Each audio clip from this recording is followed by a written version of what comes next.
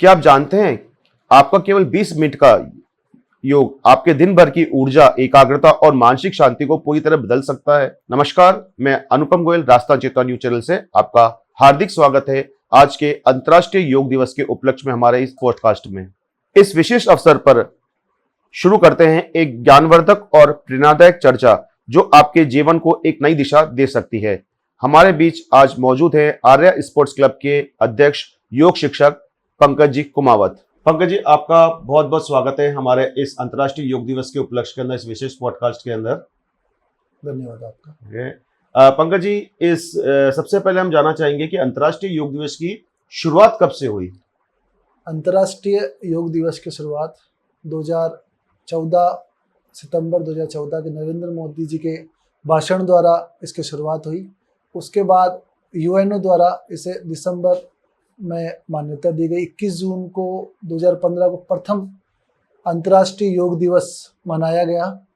उसके बाद से लगातार योग दिवस मना रहे हैं हम। इस बार जो योग दिवस अंतर्राष्ट्रीय योग दिवस मनाया जा रहा है, उसकी थीम क्या है? अंतर्राष्ट्रीय योग दिवस 2026 की इस बार की थीम है लंबी आयु के लिए योग। किस प्रकार से हम योग के द्वारा लंबी और स्वस्थ आयु को प्राप्त कर सकते हैं, उसके लिए योग किस प्रकार से हमें मददगार रहेगा तनावपूर्ण और स्वस्थ जीवन जीने के लिए, वो उसको लेकर इस बार की थीम रखी गई है। इस बार का जो अंतर्राष्ट्रीय योग दिवस का राष्ट्रीय कार्यक्रम कहाँ आयोजित किया जा रहा है? इस बार का अंतर्राष्ट्रीय योग दिवस का राष्ट्रीय कार्यक्रम कोलकाता पश्चिम बंगाल के ऐतिहासिक रेड रोड पर आयोजित किया जा रहा है, जिसमें भारत के यशस्वी प्रधानमंत्री नरेंद्र मोदी जी भी उस कार्यक्रम में भाग लेंगे। पंकज जी, क्या आपने महसूस किया है कि आजकल के जो लोग हैं वो मानसिक शांति के लिए जिम की बजाय योग की तरफ आकर्षित हो रहे हैं? हाँ, बिल्कुल आपका कहना सही है। आजकल जिम के बजाय योग के प्रति आकर्षित ज़्यादा हो रहे हैं, क्योंकि आज के समय में तनावपूर्ण जिंदगी है। व्यक्ति को मानसिक शांति नहीं है, और मानसिक शांति अगर कोई प्रदान कर सकता है वो केवल योग और मेडिटेशन ही प्रदान कर सकते हैं। इसलिए योग की तरफ ज़्यादा आकर्षित हो रहे हैं जिम के मुकाबले। तो मानसिक शांति के लिए लोगों को ऐसे कौन से योग करने चाहिए? मानसिक शांति के लिए आसन, प्राणायाम, ध्यान की अलग अलग मुद्राएं होती है, उनको करने से बेनिफिट हो सकते हैं। प्राणायाम के अंदर आप अनुलोम विलोम करें, भ्रामरी प्राणायाम करें जो मानसिक शांति प्रदान करते हैं। आसन करें, आप सूर्य नमस्कार करें, मेडिटेशन, थोड़ा ध्यान लगाएं अपने ब्रीथ के ऊपर, वो आपके लिए मानसिक शांति प्रदान करते हैं। तो इन्हें करने का कोई स्पेसिफिक समय होता है? ये दिन में जब भी व्यक्ति फ्री हो तब कर सकता है? योग के लिए सबसे अच्छा समय ब्रह्म मुहूर्त को माना गया है। उसके अलावा जब भी आपको समय मिल जाए, योग अच्छे काम करने के लिए कोई समय नहीं होता है। जब भी आपको समय मिले 10 मिनट के लिए योग प्राणायाम अवश्य करें। पंकज जी, स्क्रीन टाइम से होने वाले मानसिक थकान को दूर करने के लिए योग किस प्रकार सहायक है? स्क्रीन टाइम से होने वाली मानसिक तनाव को दूर करने के लिए हमें सबसे पहले कुछ सूक्ष्म व्यायाम करने चाहिए, जिससे हमारे जो पोस्चर जो खराब हो रहा है आज के समय, गर्दन झुक रही है, कंधे झुक रहे हैं, उसको करने के लिए सूक्ष्म व्यायाम हमें करने चाहिए। उसके अलावा हमें मानसिक तनाव को कम करने के लिए मेडिटेशन के अंदर प्राणायाम, अनुलोम विलोम प्राणायाम करना चाहिए, भ्रामरी प्राणायाम करना चाहिए, कपालभाति प्राणायाम करना चाहिए, और हमें कुछ समय अपने ब्रीथ पे ध्यान लगाना चाहिए ताकि हम मानसिक शांति प्राप्त कर सकें। पंकज जी, योग की उत्पत्ति भारत से हुई और आज हम देख रहे हैं कि योग पूरे विश्व में अपना परचम फैला रहा है। इसे आप किस तरह से देखते हैं?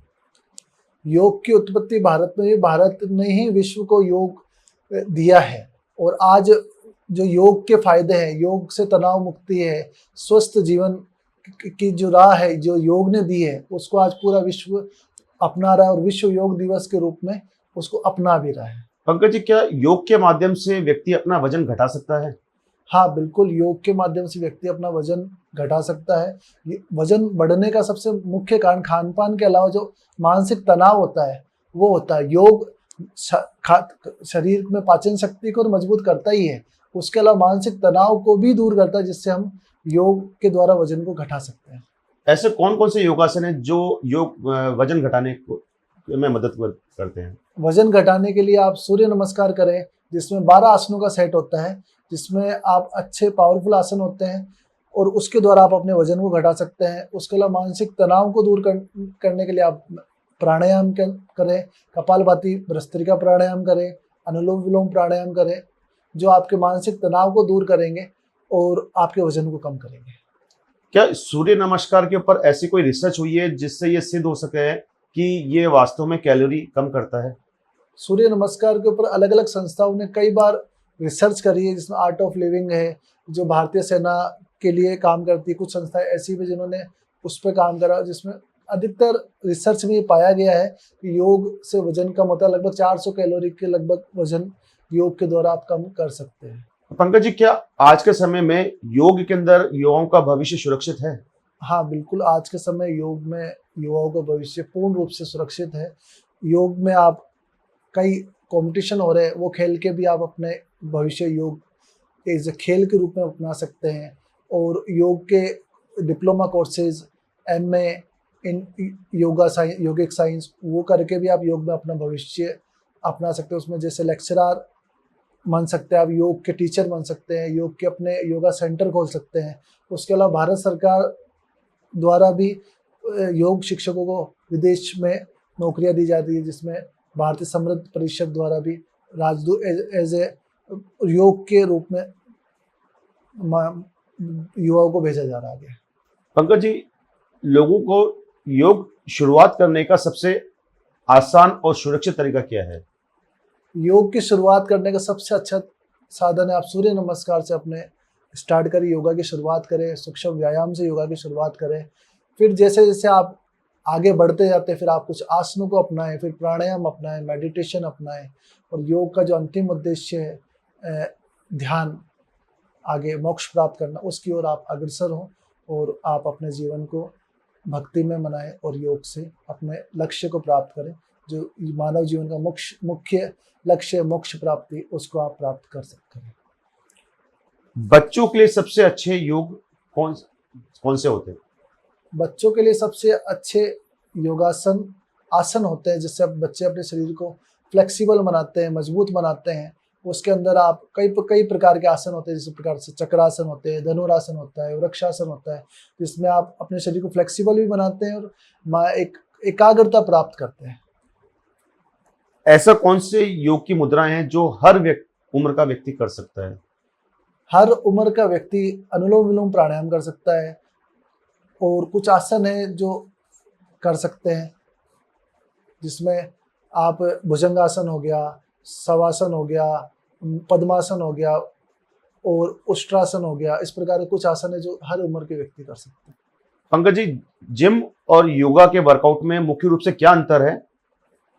जिम के वर्कआउट में आप फास्ट वर्कआउट करते हैं, जिसमें आपके ब्लड सर्कुलेशन लेवल फास्ट होता है, जबकि योगा में आप फास्ट वर्कआउट तो करते ही हैं, उसके अलावा आप मानसिक शांति के लिए, ब्लड सर्कुलेशन को कंट्रोल करने के लिए मेडिटेशन और प्राणायाम भी उसमें शामिल करते हैं, जिससे आपका ब्लड वेट घटने के साथ में आपकी मानसिक शांति भी प्राप्त होती है। ये दोनों में यही डिफरेंस है। उसमें आप जैसे करते हैं जिम में, तो आपको अधिकतर हाई ब्लड प्रेशर हो गया, हार्ट पेशेंट हो गया, उनके लिए जिम का वर्कआउट खतरनाक साबित होता है, जबकि योगा में वो चीज़ नहीं होती है।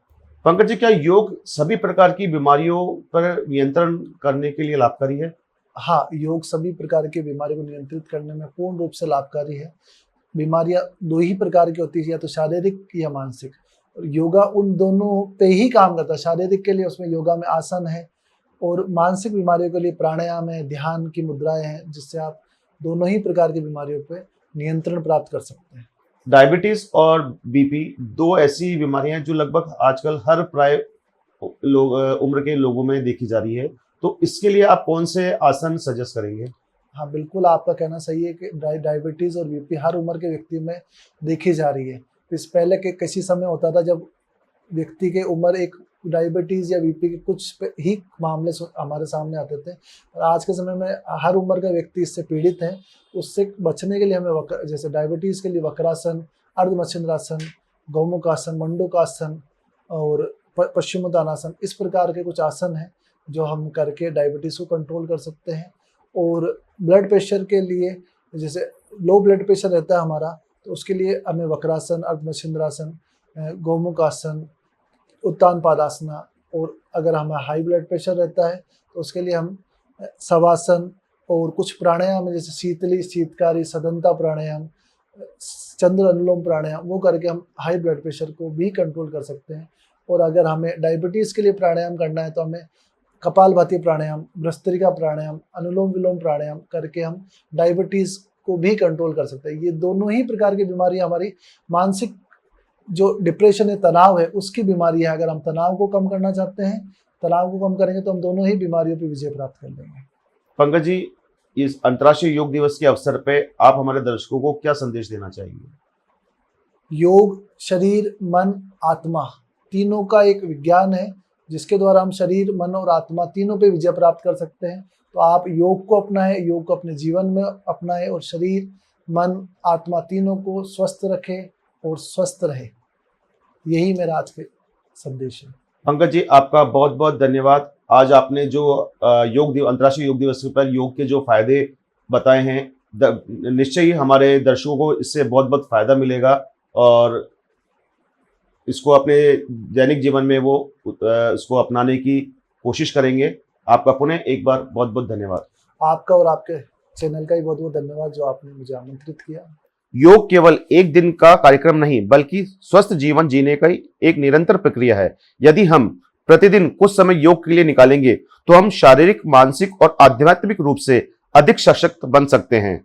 अंतर्राष्ट्रीय योग दिवस के अवसर पर आइए हम सब मिलकर संकल्प लें, योग को अपने दैनिक जीवन का हिस्सा बनाएं और अपने परिवार तथा समाज को भी इसके लिए प्रेरित करें।